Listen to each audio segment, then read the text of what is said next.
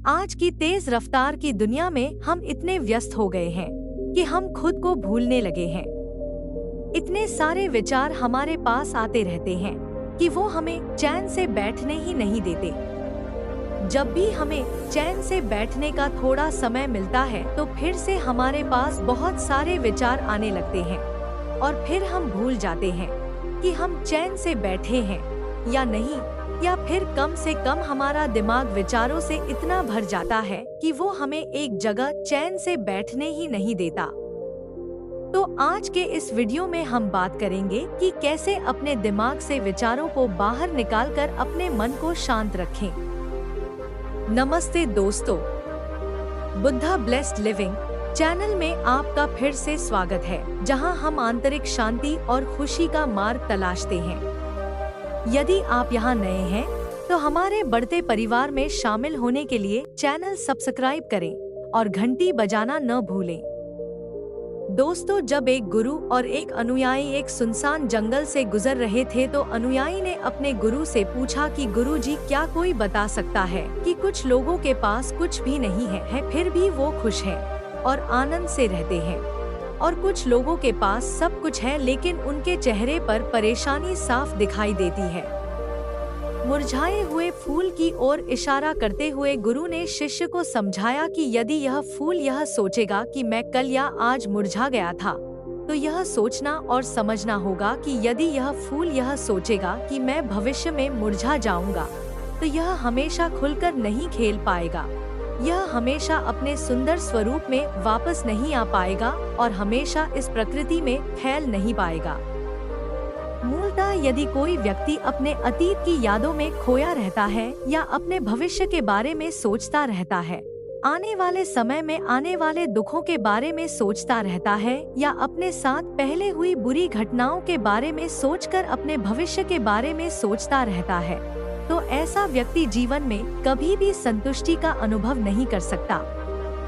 इसमें यह समझना शामिल है कि जीवन आम तौर पर वर्तमान में होता है। अतीत और भविष्य की कल्पना आम तौर पर व्यक्ति को मृत्यु की ओर ले जाती है। इसलिए यह जरूरी हो जाता है कि जिस तरह हम अपने शरीर का ख्याल रखते हैं, उसे बीमारियों से दूर रखने के लिए उसके अंदर की मिट्टी को साफ करते रहते हैं, उसी तरह हमें समय समय पर अपने और मस्तिष्क की मिट्टी को साफ करते रहना चाहिए, उसे धोते रहना चाहिए। इससे न केवल आपकी मानसिक क्षमता निखरेगी, बल्कि आप हमेशा खुश रहने का रहस्य भी जान सकते हैं। अनुयायी ने पूछा कि गुरुदेव, इससे पहले कि हम मन और मस्तिष्क के बारे में बात करना शुरू करें, मैं यह जानना चाहता हूँ कि जिनके पास सब कुछ है वे दुखी क्यों रहते हैं, और जिनके पास कुछ नहीं है वे हमेशा खुश क्यों रहते हैं। यह रहस्य क्या है? इसका क्या कारण हो सकता है? गुरुजी ने उत्तर दिया कि जब कुछ लोग जीवन में कुछ कर लेते हैं और सब कुछ कर लेने के बाद उन्हें हर चीज की व्यर्थता का पता चलता है, ऐसे लोग अक्सर यह समझते हैं कि मैंने जीवन में कुछ भी तो नहीं किया। जो कुछ भी मैंने किया, चाहे मैंने सुख शांति ही क्यों न प्राप्त कर ली हो, लेकिन सच्ची शांति अभी भी बहुत दूर है और अधूरी है। मैं उस तक पहुंच ही नहीं पा रहा हूँ। सब कुछ पाने के बाद भी मैं अपने मन को नहीं जान पाया, और जब व्यक्ति को ऐसा लगता है तो उसे समझ में आता है कि उसने जो कुछ भी कमाया वह सब पैसों की बर्बादी थी। उसने अपना जीवन व्यर्थ की चीजों में गवा दिया। और दूसरी ओर, जिसके पास जीवन में कुछ भी नहीं होता है, उसके पास एक आशा होती है। वह सब कुछ पाने के लिए तरसता है और वही लालसा उसे जीवन भर खुश रखती है, उसे आगे ले जाती है और वह हमेशा आगे बढ़ने के लिए तैयार रहता है। गुरुजी ने एक सूखे पेड़ की ओर हाथ से इशारा करते हुए कहा कि शिष्य, एक समय यह पेड़ शायद हरा भरा और फलों से लदा हुआ था। कई तरह के पक्षी और जानवर शायद इस पर लेटते और इसके फल खाते होंगे। अभी इस पेड़ को यह नहीं पता होगा कि एक दिन वह सूख जाएगा और उसकी हालत इतनी खराब हो जाएगी कि वह किसी को छाया नहीं दे पाएगा। उस पर पत्ते नहीं होंगे। असल में मनुष्य जीवन की दौड़ में यह भूल जाता है कि जिस दौड़ में वह प्रथम आने का प्रयास कर रहा है, उसका अंतिम चरण मृत्यु है। मैं इस दौड़ से कुछ समय के लिए छुट्टी लेना चाहता हूँ और देखना चाहता हूँ कि इसका अंतिम चरण उसे कहाँ ले जाता है। जिस चरण से वह प्रथम आने और जीतने के लिए तरस रहा है, उसका अंतिम चरण वास्तव में बीत रहा है। मैं चाहता हूँ कि जीवन में ऐसा हो कि हम किसी तरह अपने दिमाग के दरवाजे पर उन घटनाओं को बंद कर सकें और देख सकें कि उसका चरण क्या है और उसका परिणाम क्या होगा। वह ढेर सारी चीजें इकट्ठा करने में व्यस्त है। एक दिन वह सब यहीं रह जाएगा। इकट्ठा करते करते एक दिन उसका शरीर मर जाएगा और फिर उसका शरीर आग में जलकर राख हो जाएगा। लेकिन उसने जो कुछ भी पैदा किया है वह यहीं रहेगा। लेकिन चीजें इकट्ठा करते करते मनुष्य अपने जीवन को जारी रखना भूल जाता है।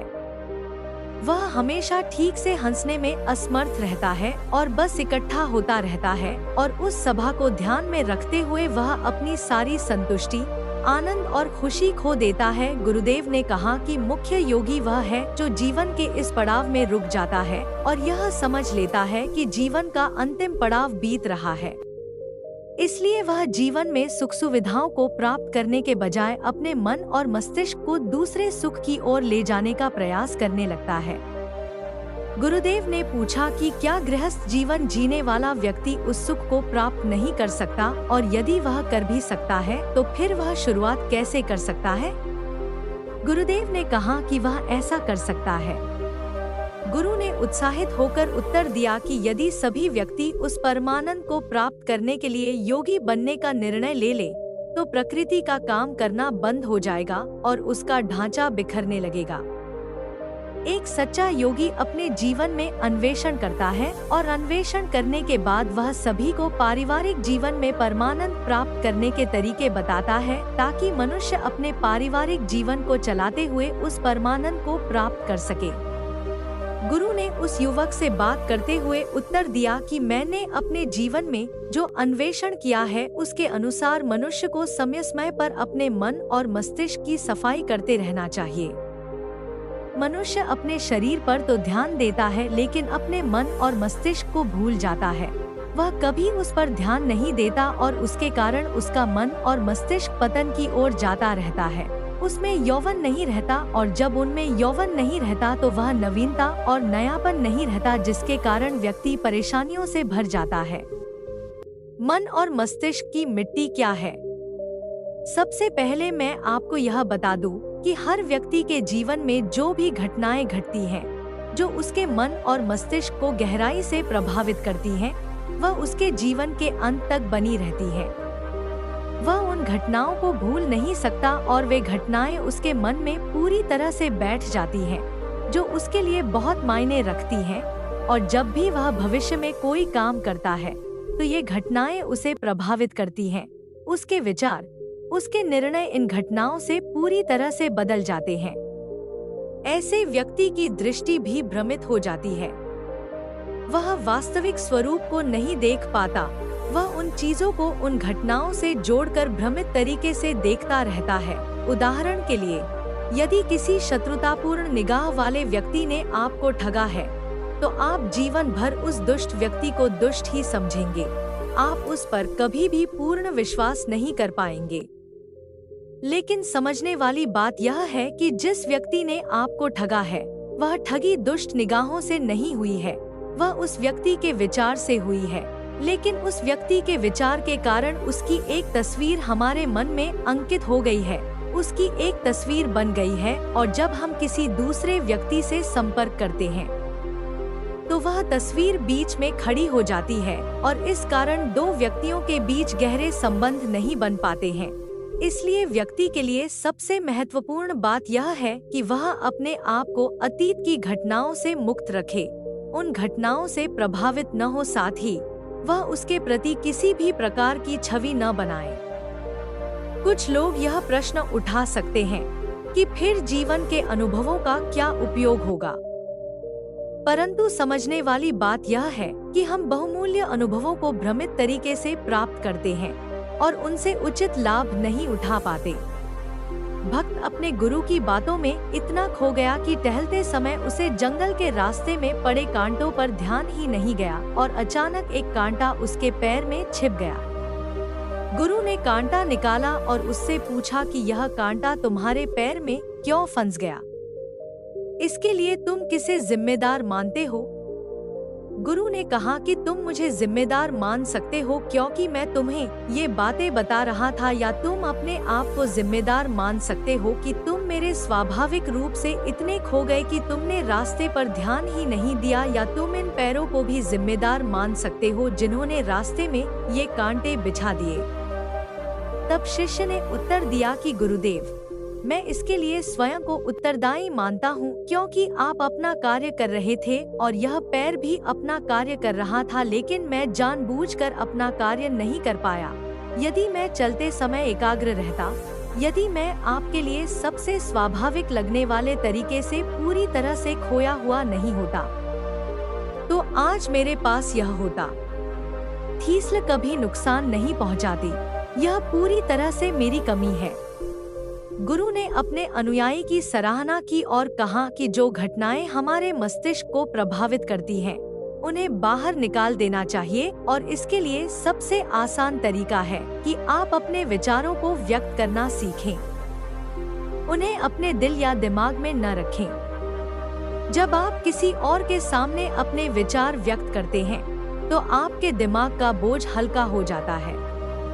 कुछ लोगों का विचार यह होता है कि वे अपने विचार किसी को बता दें। ऐसे लोग कई बार अंदर से दुखी होते हैं, लेकिन वे अपने विचार किसी और को नहीं बताते। वास्तव में कुछ लोग ऐसे होते हैं जो अपने मन में कुछ भी नहीं रख पाते। उनके साथ जो भी सकारात्मक या नकारात्मक होता है, वे अपने विचार और भावनाएं दूसरों के सामने रखते हैं। आपने खुद भी महसूस किया होगा कि जो लोग अपनी भावनाओं को व्यक्त करते हैं, वे रोजमर्रा की जिंदगी में ज्यादा खुश रहते हैं। हमें कभी भी उन भावनाओं को नहीं रोकना चाहिए जो मन में आती हैं, या हमें किसी भी भावना को दबाना नहीं चाहिए। अगर हम किसी भावना को रोकने की कोशिश करते हैं, तो वे हमें अंदर से खाना शुरू कर देती है। गुरु ने यह भी कहा कि भक्त, अगर तुम किसी बात पर रोना चाहते हो, बाइबल के प्रसंग, बिना रोक-टोक के चिल्लाना। अपने आप को रोकना मत, उस सीख को पूरी तरह आने देना। अगर किसी दूसरी घटना पर आपको आनंदित या उत्साहित महसूस करना है, पूरी तरह नाचना है ताकि आप उस भावना को बाहर निकाल सकें, और जब वो भावनाएं अपनी पूरी गति से उभरें, तो आपका मस्तिष्क उन भावनाओं को छोड़ देता है, यानी आपका मन धीरे धीरे हल्का महसूस करने लगता है। गुरु ने अनुयायी को समझाया कि जैसे तेज पानी अपने रास्ते में आने वाली सभी बाधाओं को तोड़ देता है, और अगर हम अपनी भावनाओं को बहने दें, तो वो उन बाधाओं के समूह को तोड़ देगा, और उस बांध को तोड़ने के बाद उसके दिमाग से उसका कचरा बाहर निकल जाएगा और उसका दिमाग भी साफ हो जाएगा। उसके अंदर की सड़ांध बाहर निकल जाएगी। कई बार व्यक्ति अपने साथ घटी किसी घटना को इसलिए दबा लेता है क्योंकि उसे लगता है कि अगर दूसरे व्यक्ति को इस घटना के बारे में पता चल गया तो वह क्या सोचेगा। इस विचार के साथ वह अंदर ही अंदर दुखी रहता है और अपनी भावनाओं को दबाता रहता है, लेकिन वह अगले व्यक्ति को कुछ नहीं बताता। लेकिन अगर एक बार वह हिम्मत जुटा पाए और अपने अंदर की भावनाओं को किसी प्रिय मित्र को बताना शुरू कर दे, तो उसका पूरा जीवन बदल सकता है, उसका जीवन खुशहाल हो सकता है। जब उसमें यह आदत बन जाएगी तो वह जीवन भर दूसरों के सामने अपनी भावनाओं को व्यक्त करने में कभी पीछे नहीं हटेगा। हम 21 दिन में इस आदत को अपने जीवन में बना सकते हैं। अगर हम 21 दिन तक सही तरीके से अभ्यास करें, तो हमारा मन भावनाओं से पूरी तरह मुक्त हो सकता है। 21 दिन का यह अभ्यास इस प्रकार है। 21 दिन तक आपको जो पहली बात ध्यान में रखनी है वह यह है कि हमें अपने मन में कुछ भी नहीं दबाना है। अगर हम किसी व्यक्ति के बारे में सोचते हैं, तो हमें उसे पूरा कर लेना चाहिए। चाहे हम बुरा सोचें, हमें उसे बताना चाहिए। परिणाम की परवाह मत करो। परिणाम क्या होगा, बस अपने दिमाग को धोने में विश्वास रखो। तुम्हारे अंदर एक अद्भुत साहस पैदा होगा। गुरु ने यह भी कहा कि शिष्य, जब तुम किसी व्यक्ति के बारे में वह सब कुछ सिखाना चाहोगे जो तुम उसके बारे में सोचते हो, तो खुद सोचो कि तुम्हें अपने आप पर कितना विश्वास होगा। तुम्हारे दिमाग की सारी विकृतियां खत्म हो जाएंगी। हो सकता है कि इसमें तुम्हें कठिनाइयों का सामना करना पड़े, लेकिन जहां कठिनाइयां नहीं है, वहां कोई शिक्षा नहीं है। अभ्यास हमेशा कठिनाइयों से भरा होना चाहिए। इससे आप सच बोलने पर भी काम कर सकते हैं। कई बार हम दूसरों को चकित करने के लिए वो सब बोलते रहते हैं जो उन्हें अच्छा लगता है, लेकिन हम वो नहीं बोल पाते जो हम सच में उनके बारे में सोचते हैं। और ये हमारी सबसे बड़ी गलती है, जिसकी वजह से हमारा पूरा अस्तित्व झूठ बन जाता है। और अपनी भावनाओं को व्यक्त करते समय ये भी ध्यान रखें कि आपके अंदर उस व्यक्ति के प्रति जो भावनाएं पैदा हो रही हैं, उसके पीछे मूल काम क्या है। उदाहरण के लिए, जब कोई कर्मचारी अपने मालिक के लिए कुछ काम करता है और वो काम अच्छे से नहीं कर पाता, तो मालिक उसे डांटता है, जिसकी वजह से उसके अंदर उसके प्रति गुस्सा पैदा होने लगता है। लेकिन समझने वाली बात ये है कि अगर आप अच्छे से काम नहीं करोगे तो मालिक आपको डांटेगा। अगर आप उसे सही से नहीं करोगे तो आप उस पर भड़क जाओगे। अगर आप अपनी जिम्मेदारियों का अच्छे से निर्वहन कर रहे हैं और फिर भी आपका सुपरवाइजर आपके साथ उम्मीद के मुताबिक व्यवहार नहीं कर रहा है, तो आप बिना सोचे समझे अपने मैनेजर को अपनी भावनाएं बता सकते हैं। अगर आप अपनी भावनाओं को अपने मैनेजर को नहीं बताएंगे, तो आप अपनी ही नजरों में गिरने लगेंगे और आपका आत्मविश्वास पूरी तरह खत्म हो जाएगा। दूसरी आदत जो 21 दिन तक करनी चाहिए, वह यह है कि आपके साथ कुछ भी हो, आपके जीवन में कम से कम एक ऐसा व्यक्ति होना चाहिए जिसके सामने आप अपने दिल की बात कह सकें, चाहे वह अच्छी हो या बुरी। आप बिना कुछ सोचे समझे उस व्यक्ति को सब कुछ बता सकते हैं। इस बात की बिल्कुल भी चिंता नहीं करनी चाहिए कि वह व्यक्ति आपके बारे में क्या सोचेगा। आप अपनी हर बात उस व्यक्ति को बता सकते हैं और वह व्यक्ति आपकी हर बात सुनकर आपके लिए कोई छवि न बनाए। अपने जीवन में ऐसे व्यक्ति को खोजें और उसे अपनी हर बात बताने की कोशिश करें। दिन में जो भी घटित होता है, चाहे वह अच्छा लगे या बुरा, आप किसी के प्रति आकर्षित महसूस करते हैं, उसे एक मित्र की तरह बताने का प्रयास करें। इससे यह पता चलेगा कि आपका मन घटनाओं के प्रति किस तरह की भावनाएं बनाता है। आप अपने मन की हर बात बता सकते हैं ताकि आपके अंदर की भावनाएं आपके मन में संप्रेषित हो सके। अंदर उठने वाले विचारों को पूरी तरह से बाहर निकाल देना चाहिए। तीसरा अभ्यास जो आपके मन को शून्य रखेगा, वह है उचित विश्राम की क्रिया। पलक झपकते ही यह वार्तालाप पूरा करके गुरु और अनुयायी जंगल पार करके अपने आश्रम पहुंच गए थे।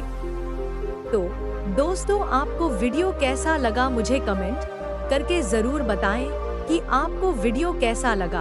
और अगर आपने चैनल को सब्सक्राइब नहीं किया तो चैनल को जरूर सब्सक्राइब करें। धन्यवाद।